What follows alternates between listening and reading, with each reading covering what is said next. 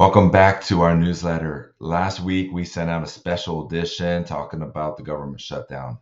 As I'm recording this for you today, we're still in the midst of that, and I do believe that's going to be going on for quite a while. I don't have a crystal ball. We'll see how that plays out.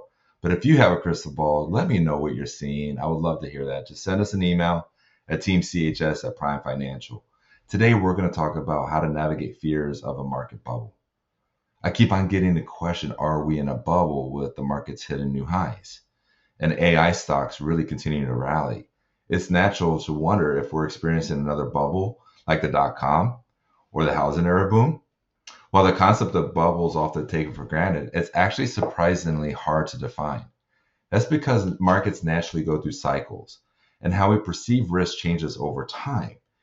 Investors often focus on the dot-com and housing bubbles, but there's many other cases where investors feel bubbles that never came about. So the question is, are we in a bubble? Should be a distinguishing from, will the stock market experience a setback? Short-term declines are completely normal and can happen without notice. Just earlier this year, the S&P 500 declined 19%, but bounced back less than 3 months.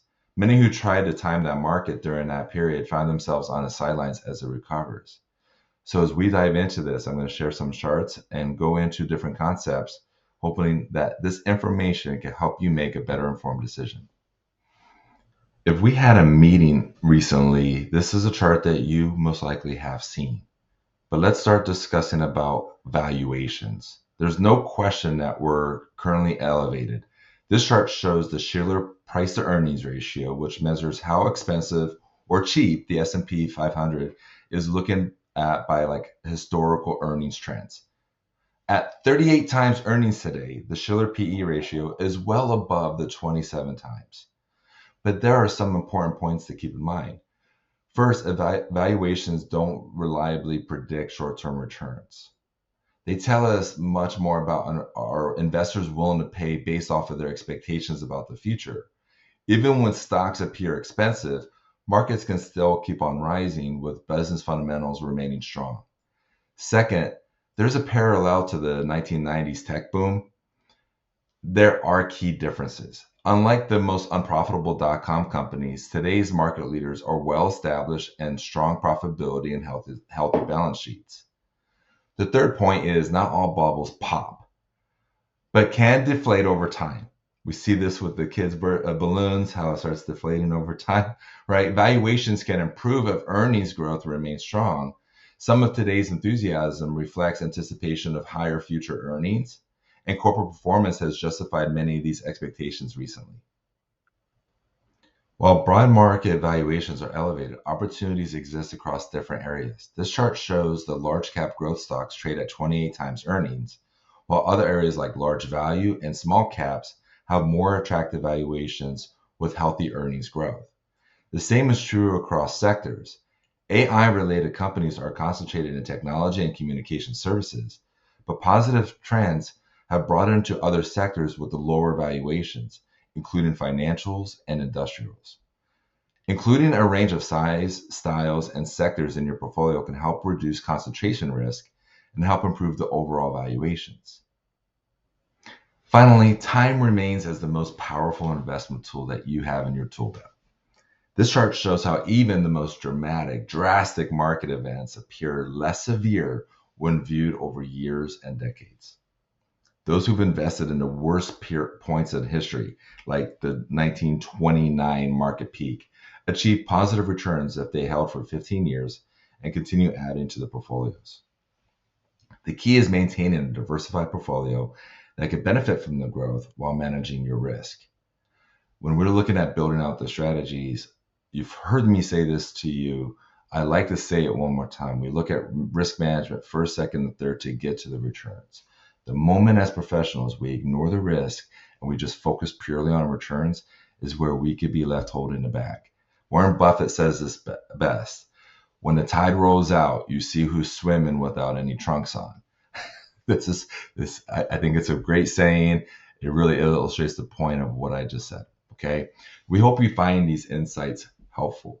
If you'd like to discuss how the market conditions might affect your specific financial plan, please don't hesitate to reach out. We look forward to speaking with you. And the last thing I'm just going to mention is it's been like the comments I made earlier is like continue to save, right? And I'm going over the next 15 years. Well, you may be going, I'm retired. It's a different conversation, right? Or I'm about to retire within the next few years. It's a different conversation. There's three main phases of financial planning and investment management.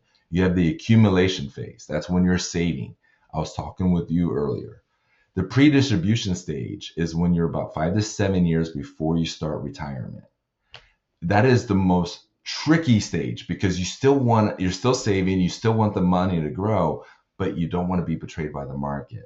That's going to delay your retirement.